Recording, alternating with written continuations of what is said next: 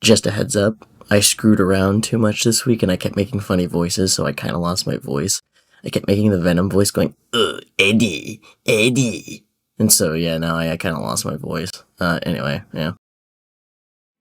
At its core, D&D is a game reliant on immersion. Tabletop role-playing games exist because everyone at the table is pretending that a fictional world is real for a few hours. But the moment a game master gives a blunt, out-of-fiction no, that illusion starts to crack. Not because denial itself is necessarily bad, but because the authority behind the denial suddenly shifts from the world to the person pulling its strings. Instead of the characters encountering natural resistance that one would on an adventure, the players are instead stopped by a referee of sorts. This is where most GMs go wrong. They assume that immersion is broken by restricting player action, when in reality, immersion is broken by how the restriction is communicated to the players. A locked door in your world, for example, is a natural occurrence, but you going, nah, don't go in there, there's nothing in there, is not. Players are perfectly comfortable with limits, it's just that those limits need to feel like natural inclusions of the setting, tone, or circumstances. What they do resist, however, is feeling powerless or like their actions lack meaning. Anything that feels like it exists purely to protect your plot or rulings is not something worth saying no to. Saying no without breaking immersion, then, is not about avoiding limits altogether, it's about redirecting authority to a place that allows immersion to still exist. The authority at the table should strive to be a part of the fiction. The world has social structures, magic limitations, logistics to consider, and fears, rumors, and uncertainty. When you as the GM allow the world to assert these things naturally, players will rarely question them. In fact, they often appreciate them because resistance validates their choices as meaningful. If everything is possible at all times, nothing feels real. And so the key insight is this. Immersion isn't broken by failure or restriction. It's broken when players feel the invisible hand of the GM, rather than the visible logic of the world. Like, you're gonna have to say no at some point. There's no getting around that. But doing it as a piece of your world rather than the god of it is what keeps the illusion alive. With all that said, how can you say no without saying no then?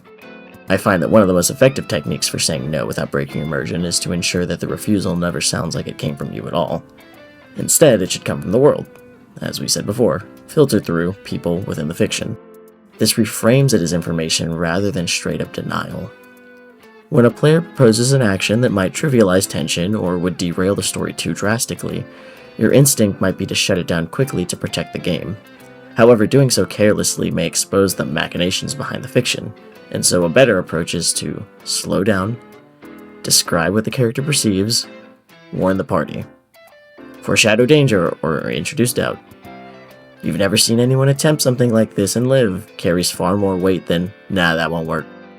The former gives the players more knowledge while preserving their agency, while the latter strips agency away.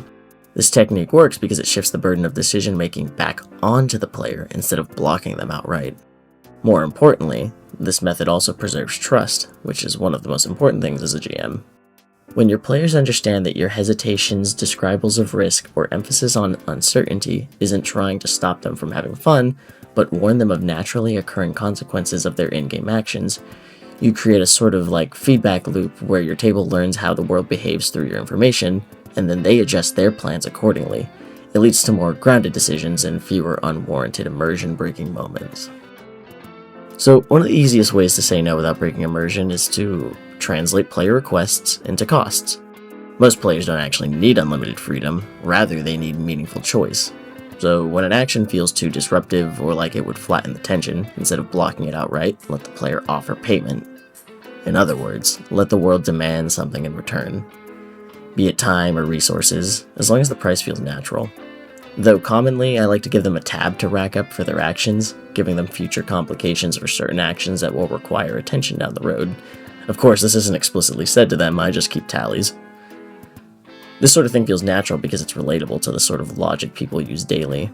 You weigh the outcomes of a choice based on what info you have, and you make a call based on if the choice is worth the potential cost. The same logic applies at the table. When you attach a cost to an action, your players feel a greater sense of agency, and the outcome, good or bad, feels validating. Something to note is that many situations, your players don't care about the exact method in which they achieve their goal, as long as they can actually achieve it. So if you understand what they're trying to accomplish, you can offer a different approach that fits the world better. And so, what might have at first felt like the hand of the GM limiting the character, now becomes added flavor to the world. At its core, it's all about recontextualizing the nature of the player's actions into something more palatable. NPCs can be one of the most effective tools for delivering limits without breaking your table's immersion.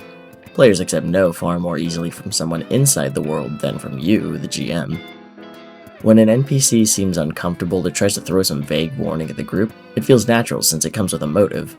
Guards stop the party from getting into bar fights, church hands are quick to shut down stealing, wizards do not condone magical misuse within city walls, I hope, and information brokers won't share info without trust being established.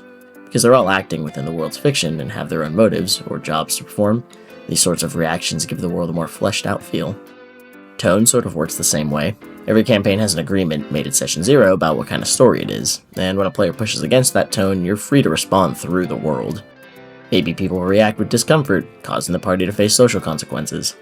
Honestly, you don't even really need to explain these things out of character, they'll just pick up on it over time from playing. They'll learn what fits simply by how the world responds to them.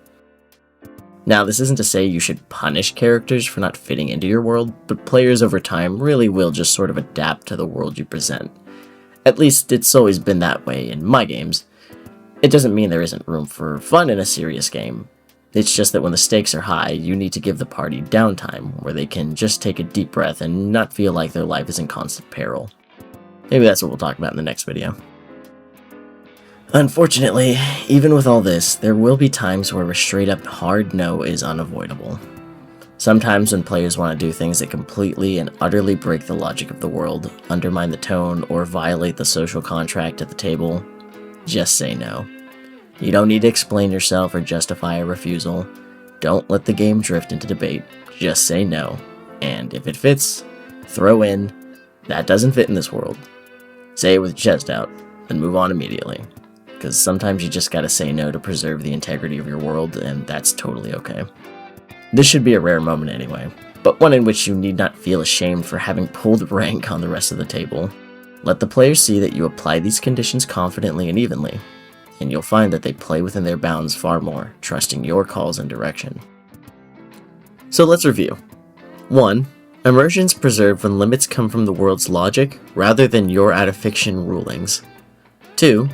Refusals feel better when they're delivered as in-world information that warns players and preserves their own agency. 3. Meaningful choices are created by attaching natural costs and consequences instead of blocking actions outright. 4. NPC reactions and consistent world responses enforce tone and boundaries without breaking immersion. And 5. When necessary, a rare and confident hard no protects the world, tone, and trust at the table. Now, let's finish today with a story. So around the time Baldur's Gate 3 came out, there was a large influx of people trying out D&D. Not being a 5th edition player, I took the opportunity to find games with other new players. Most of the tables that I had found were people who were completely new to TTRPGs, and so I had gone through like a dozen tables at least in the month span. One of the common problems I encountered, especially with like newer DMs, was a strong attachment to like the specific story they wanted to tell and the resistance to deviation from that story. One table I joined was a very clear example of this.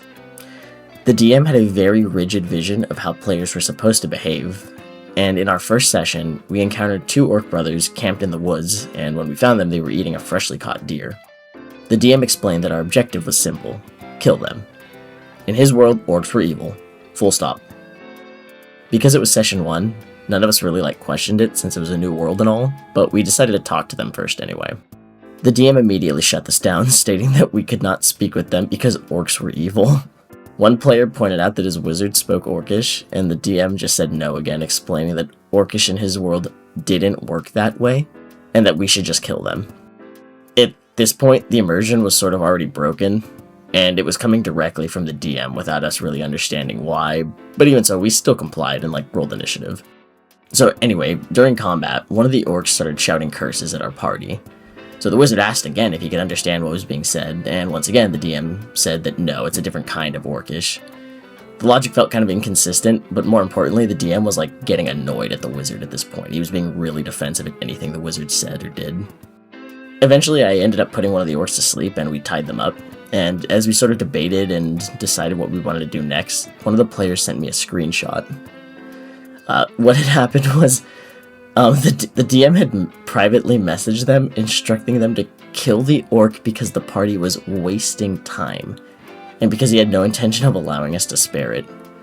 So at this point, I just mentally checked out. The story was void of player agency, and the DM was playing against us. 0 immersion and trust meant 0 investment.